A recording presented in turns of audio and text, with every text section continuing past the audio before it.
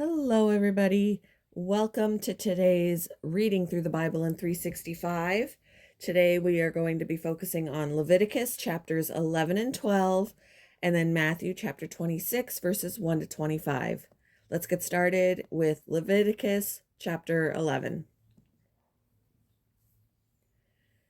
Then the Lord said to Moses and Aaron, "Give the following instructions to the people of Israel. Of all the land animals, these are the ones you may use for food. You may eat any animal that is completely split hooves and chews the cud.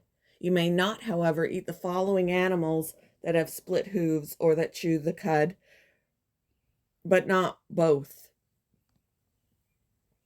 The camel chews the cud, not the camel chews the cud, but does not have split hooves, so it is ceremonially unclean for you. The hyrax chews the cud, but does not have split hooves, so it is unclean. The hare chews the cud, but does not have split hooves, so it is unclean. The pig has evenly split hooves, but does not chew the cud, so it is unclean. You may not eat the meat of these animals or even touch their carcasses. They are ceremonially unclean for you. Of all the marine animals, these are ones you may use for food. You may eat anything from the water if it has both fins and scales, whether taken from salt water or from streams. But you must never eat animals from the sea or from rivers that do not have both fins and scales. They are detestable to you. This applies both to little creatures that live in shallow water and to all creatures that live in deep water. They will always be detestable to you. You must never eat their meat or even touch their dead bodies. Any marine animal that does not have both fins and scales is detestable to you. These are the birds that are detestable to you. You must never eat them: the griffin vulture, the bearded vulture, the black vulture, the kite, falcons of all kinds, ravens of all kinds, the eagle owl, the short-eared owl, the seagull, hawks of all kinds, the little owl, the cormorant, the great owl, the barn owl, the desert owl, the Egyptian vulture, the stork, herons of all kinds, the hoopoe, and the bat. You must not eat winged insects that walk along the ground. They are detestable to you. You may, however, eat winged insects that walk along the ground and have jointed legs so they can jump. The insects you are permitted to eat include all kinds of locusts, bald locusts, crickets, and grasshoppers. All other winged insects that walk along the ground are detestable to you. The following creatures will make you ceremonially unclean. If any of you touch their carcasses, you will be defiled until evening. If you pick up their carcasses, you must wash your clothes, and you will remain defiled until evening. Any animal that has split hooves that are not evenly divided, or that does not chew the cud, is unclean for you. If you touch the carcass of such an animal, you will be defiled. Of the animals that walk on all fours, those that have paws are unclean. If you touch the carcass of such an animal, you will be defiled until evening. If you pick up its carcass, you must wash your clothes, and you will remain defiled until evening. These animals are unclean for you. Of the small animals that scurry along the ground, these are unclean for you: the mole rat, the rat, large lizards of all kinds, the gecko, the monitor lizard, the common lizard, the sand lizard, and the chameleon. All these small animals are unclean for you. If any of you touch the dead body of such an animal, you will be defiled until evening. If such an animal dies and falls on something, that object will be unclean. This is true whether the object is made of wood, cloth, leather, or burlap. Whatever its use, you must dip it in water, and it will remain defiled until evening. After that, it will be ceremonially unclean. No, after that, it will be ceremonially clean and may be used again. If such an animal falls into a clay pot, everything in the pot will be defiled, and the pot must be smashed. If the water from such a container spills on any food, the food will be defiled, and any beverage in such a container will be defiled. Any object on which the carcass of such an animal falls will be defiled. If it is an oven or hearth, it must be destroyed, for it is defiled, and you must treat it accordingly. However, if the carcass of such an animal falls into a spring or a cistern, the water will still be clean, but anyone who touches the carcass will be defiled. If the carcass falls on seed grain to be planted in the field, the seed will be considered clean.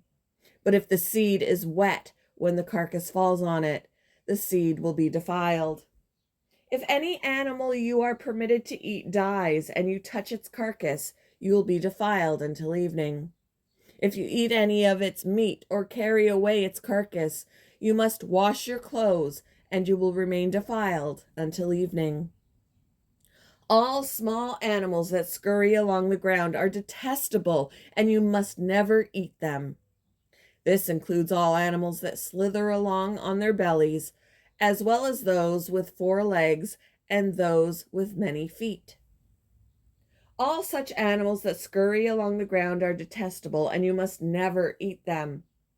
Do not defile yourselves by touching them. You must not make yourselves ceremonially unclean because of them. For I am the Lord your God. You must consecrate yourselves and be holy, because I am holy. So do not defile yourselves with any of these small animals that scurry along the ground. For I, the Lord, am the one who brought you up from the land of Egypt, that I might be your God. Therefore you must be holy, because I am holy. These are the instructions regarding land animals, birds, marine creatures, and animals that scurry along the ground. By these instructions you will know what is unclean and clean, and which animals may be eaten, which may not be eaten. Chapter 12. The Lord said to Moses, "Give the following instructions to the people of Israel. If a woman becomes pregnant and gives birth to a son, she will be ceremonially unclean for 7 days, just as she is unclean during her menstrual period. On the 8th day, the boy's foreskin must be circumcised. After waiting 33 days, she will be purified from the bleeding of childbirth. During this time of purification, she must not touch anything that is set apart as holy, and she must not enter the sanctuary until her time of purification is over. If a woman gives birth to a daughter, she will be ceremonially, I can't say that word for some reason. She will be ceremonially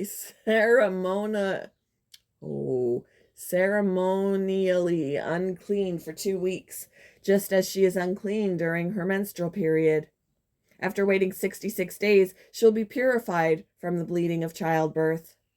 When the time of purification is completed for either a son or a daughter, the woman must bring a 1-year-old lamb for a burnt offering and a young pigeon or a turtle dove for a purification offering. She must bring her offerings to the priest at the entrance of the tabernacle. The priest will then present them to the Lord to purify her. Then she will be ceremonially clean again after her bleeding at childbirth. These are the instructions for a woman after the birth of a son or a daughter. If a woman cannot afford to bring a lamb, she must bring 2 turtle doves or 2 young pigeons. One will be for the burnt offering and the other for the purification offering. The priest will sacrifice them to purify her, and she will be ceremonially clean. Moving on to Matthew chapter 26, verses 1 to 25. When Jesus had finished saying all these things, he said to his disciples, "As you know, Passover begins in 2 days, and the Son of Man will be handed over to be crucified." At that same time, the leading priests and elders were meeting at the residence of Caiaphas, the high priest, plotting how to capture Jesus secretly and kill him. But not during the Passover celebration, they agreed, or the people may riot. Meanwhile, Jesus was in Bethany at the home of Simon, a man who had previously had leprosy. Excuse me. While he was eating, a woman came in with a beautiful alabaster jar of expensive perfume and poured it over his head. The disciples were indignant when they saw this. "What a waste," they said. "It could have been sold for a high price and the money given to the poor." But Jesus, aware of this, replied, "Why criticize this woman for doing such a good thing to me? You will always have the poor among you, but you will not always have me. She has poured this perfume on me to prepare my body for burial. I tell you the truth, wherever the good news is preached throughout the world, this woman's deed will be remembered and discussed." Then Judas Iscariot, one of the 12 disciples, went to the leading priests and asked, "How much will you pay me to betray Jesus to you?" And they gave him 30 pieces of silver. From that time on, Judas began looking for an opportunity to betray Jesus. On the first day of the festival of unleavened bread, the disciples came to Jesus and asked, "Where do you want us to prepare the Passover meal for you?" "As you go into the city," he told them, "you will see a certain man. Tell him, 'The teacher says, my time has come, and I will eat the Passover meal with my disciples at your house.'" So the disciples did as Jesus told them and prepared the Passover meal there. When it was evening, Jesus sat down at the table with the 12. While they were eating, he said, "I tell you the truth, one of you will betray me." Greatly distressed, each one asked in turn, "Am I the one, Lord?" He replied, "One of you who has just eaten from this bowl with me will betray me. For the Son of Man must die, as the scriptures declared long ago. But how terrible it will be for the one who betrays him. It would be far better for that man if he had never been born." Judas, the one who would betray him, also asked, "Rabbi, am I the one?" And Jesus told him, "You have said it."